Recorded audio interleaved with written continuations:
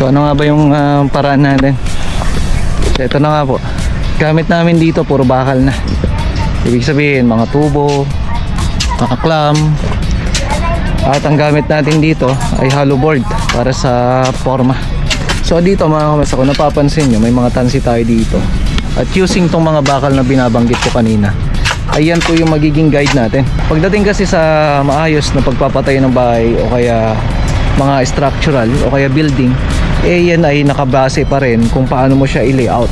So hindi ka makapag-layout ng maayos kung wala kang butterboard. So mula doon sa butterboard na yan, yan po yung magiging guide natin para makuha mo yan, yung sukat at iskwala. So, ito yung sinasabi ko kanina na meron tayong combined footing. Na pagka combined footing kasi, isang hukay na lang po yan. And then pag nakuha na natin, nilalagyan na kaagad ng mga estaka or butterboard, tapos nilalagyan na ng tansi. Based dyan, magiging iskwalado lahat po yan mga kamasta.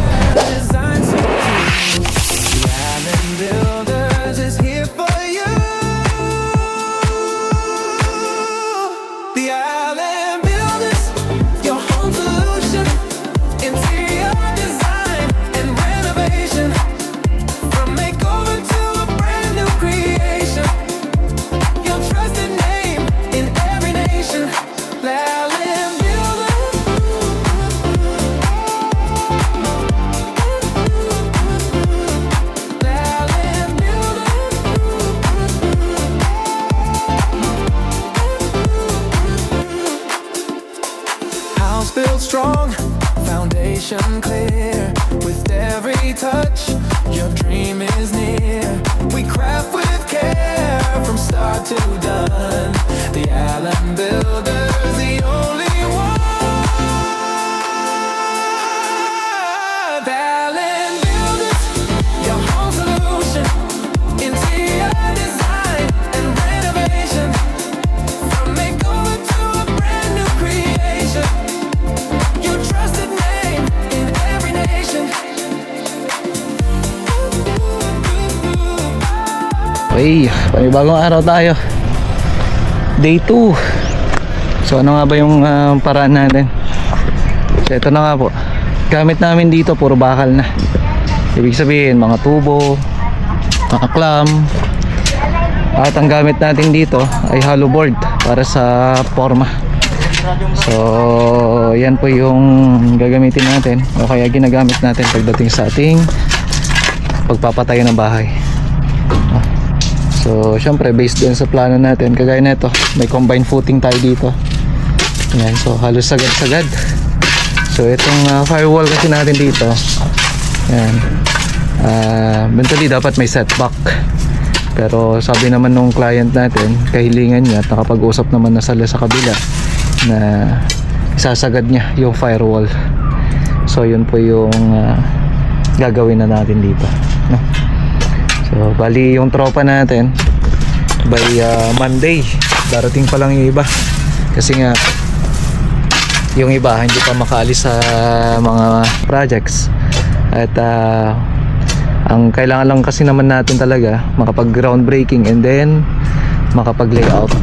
So yun po yung ginagawa ng tropa ngayon. Yeah, mon. Ito yung tingkalim data golden nga eh. Katik gold kay kalkal yan. Imbati ka mo. Imbati da. Okay. So yan po yung ginagawa ng tropa ngayon. So dito mga kamas, kung napapansin nyo, may mga tansi tayo dito.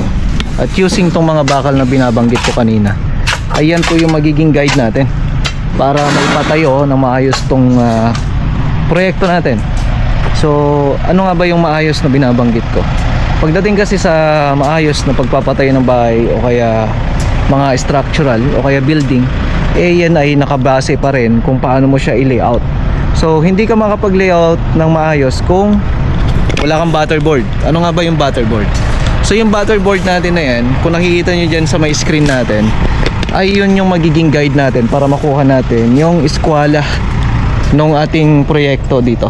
So ibig sabihin, yung mga butterboard na yan, itong mga bakal na to, yan, kinukuha namin dyan based dun sa kung saan itatayo yung poste. So mula doon sa butterboard na yan, yan po yung magiging guide natin para makuha mo yan, yung sukat at eskwala So pag nakuha mo yung eskwela, gagamit tayo ng tansi. So sa paggamit ng mga ganitong mga materyales, mas nagiging accurate yung pinapatayo nating struktura. Napaka-importante po niyan kasi hindi mabubuo ang isang structure na sabihin na natin, oh, pwede naman mabuo na kahit nawala sa eskwela, pero ang ibig ko sabihin, mas nagiging maayos yung structural natin, nasa tama yung layout, nasa tama yung kuha ng sukat, at nasa tamang eskwela yung bahay na pinapatay natin. Kung meron kang guide kagaya na itong butterboard and then yung tansi natin. So based sa plano natin ay kinukuha natin kung saan napwesto yung ating mga columns, kung saan nakalagay yung column natin. Eto, kagaya ng mga to. So actually nandito yung anong column natin. Etong C1.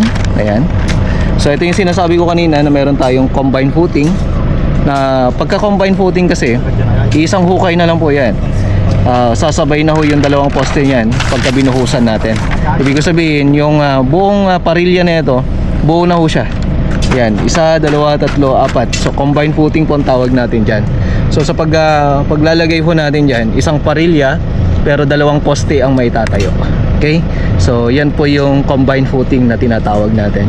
So itong mga square na to na nakikita nyo, ito yung mga column, no?